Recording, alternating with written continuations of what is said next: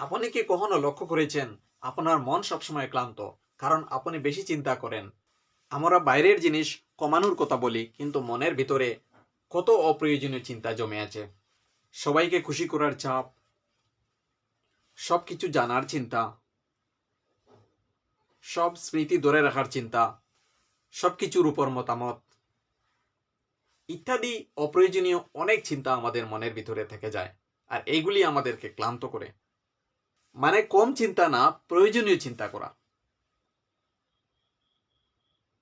আমি বুঝাতে চাইছি যে কম চিন্তার প্রয়োজন নেই, চিন্তা করুন কিন্তু প্রয়োজনীয় চিন্তা করুন।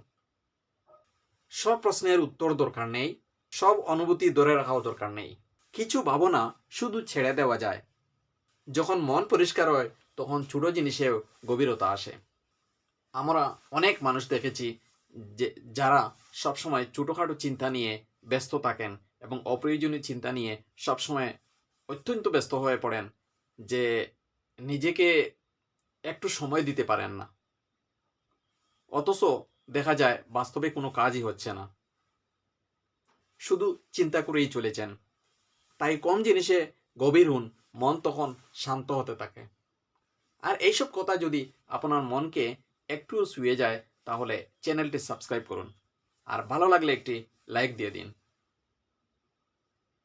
ধন্যবাদ।